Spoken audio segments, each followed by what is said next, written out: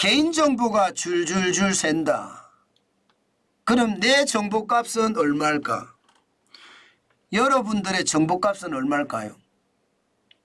이게 저도 진짜 많이 놀랐는데 매일경제가 보도한 것을 보니까요. 내 정보값은요. 1.84원입니다. 달러로 따지면 0.00133달러입니다. 1.84원. 2원이 안 됩니다. 2원이. 그런데 거기에 정보 들어간 내용을 보면 이름뿐만 아니라 이메일, 전화번호, 회사 주소, 직업, 직책, 부서까지 모두 제공이 된다고 합니다. 이렇게 제공이 되는 내 정보의 값은 2원이 채 안 된다는 뜻이에요. 지금 그렇게 내 정보들이 뭐 중국 사이트나 혹은 해커들이 만든 커뮤니티나 이런 쪽에서 쉽게 거래가 된다는 뜻입니다. 가격이 굉장히 싸요. 300만 건이 4,000달러니까 내 정보는 300만 건 안에 들어있으면 1.84원이라는 뜻입니다. 물론 100만 건은 1,500달러고요. 50만 건은 350달러, 만 건은 150달러입니다. 개인정보를 묶음 단위로 할인 판매를 한다는 뜻입니다. 이렇게 실제로 할인 판매를 하는 곳이 덕실덕실합니다. 한두 군데서 있는 곳이 아니에요. 진짜로 많아요. 그런데 C레벨이라고 이야기하는 C레벨. C레벨의 정보값은 얼마일까요? C레벨은 뭐 CEO, 최고 경영자죠. 대표이사 사장이요. 그 다음에 뭐 CFO, 최고 재무책임자를 CFO라고 하잖아요. CTO, 이러면 최고 기술 책임자를 CTO라고 합니다. 이 C레벨의 정보값은 얼마나 될까요? C레벨의 정보값도 예상보단 쌉니다. 이게 6.9원, 7원 정도 됩니다. 7원.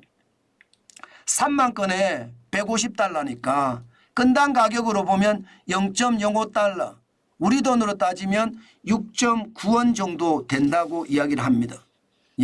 제가 여러분 0.05달러가 아니라 요 수치도 틀렸습니다. 0.005달러입니다. 0.005달러. 0.005달러. 우리 돈으로 6.9원이라는 것만 기억해 주시면 될 것 같습니다. 그러니까 C레벨에 대한 이름이나 회사 주소나 전화번호나 이메일, 직업, 직책, 부서까지 다 포함된 정보값이 6.9원이라는 뜻, 저는 충분히 볼 수 있다고 생각을 합니다. 이게 여러분 시장이라는 게 이게 만들어졌다는 것, 이것을 보면 사실 좀 충격적이에요. 해커들이 사실은 빼내서 그죠? 빼내서 그 정보를 판다는 이야기니까요.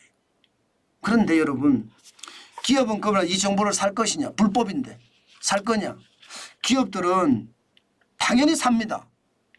왜 사냐고요? 여러분 일반적으로 잠재 고객 1인당 들어가는 비용이 말입니다. 적어도 수천 원 아니면 수십만 원이에요. 그런데 지금 금방 말씀을 드렸잖아요. 불법 암시장에서 거래되는 정보 가격은 한 개당 1.84원, 2원도 안 됩니다. 0.00133달러니까. 그러니까 여러분 수천 원을 주거나 수십만 원을 줘야지 개인정보를 하나 받을 수가 있는데 이게 말입니다. 뭐 2원도 안 되는 돈을 주면 고객을 획득할 수 있다고 하면 대부분이요. 그 고객 획득 비용을 쓸 수밖에 없어요. 싸잖아요. 저렇게 많은 정보를 가지고 실제 정보를 다 거래하는 것, 저는 당연히 있을 수 있다고 생각합니다. 문제는요. 이 정보들이 이제 불법적으로 악용됐을 때가 문제입니다. 이게 여러분 정보값은 싼지 모르겠지만 해커들이 다 뒤져서 그것을 다 가져간 다음에 그 정보를 1차 판매, 2차 판매, 기업들이 활용하는 판매만 하더라도 그나마 다행일 수도 있죠. 그러나 이게 자칫 잘못하면 큰 위험도 될 수 있습니다. 이게 말입니다. 서버에서 불법 접속을 해서 해커들이 빼낸다는 이야기잖아요. 해커들이. 그런 다음에 불법 판매 정보 판매업자한테 넘기고요. 그러면 이들이 말입니다. 다른 사람들에게도 보냅니다. 스패머에게도 보고 스캐머에도 보냅니다. 스패머나 스캐머에게 보냈을 때 그 정보는 어떤 식으로 가공이 될지 그것은 아무도 짐작하지 못합니다. 문제는 이게 아주 개인적인 정보까지 담겨져 있다는 사실이에요. 실제로 말입니다.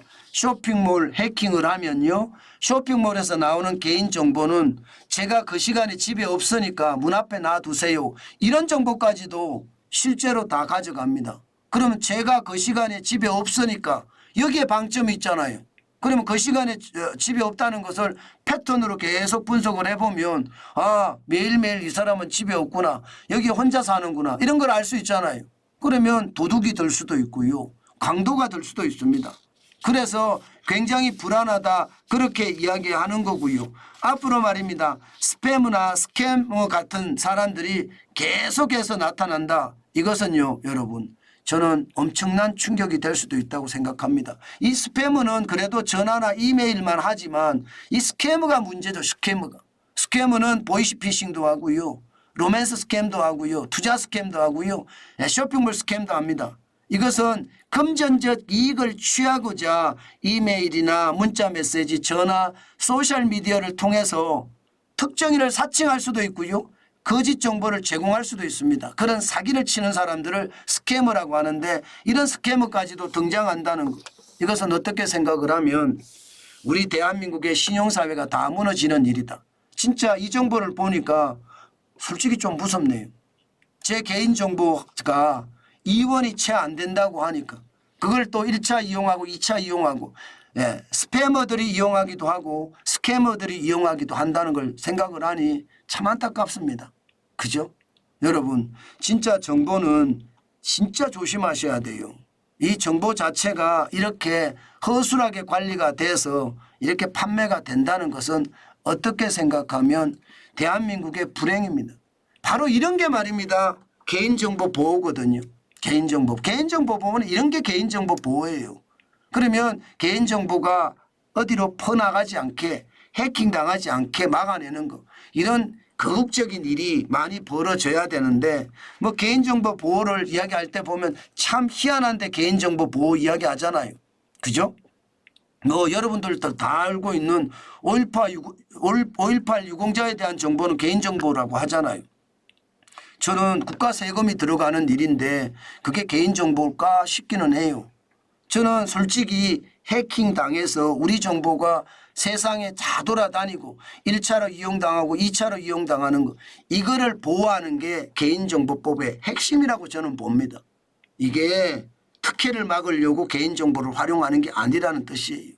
참 안타깝죠. 저는 그런 걸 보면 시장이 얼마나 요즘은 불안한가 그런 생각도 진짜 많이 해봅니다. 와 이게 정보가 이렇게 많이 판매가 된다고 생각하니까 여러분들도 조금은 두렵죠. 저도 많이 두려울 것 같아요. 저도 많이 두려울 것 같습니다. 그 정도로 말입니다. 시장의 불안감 크다. 저는 그렇게 생각해 봅니다.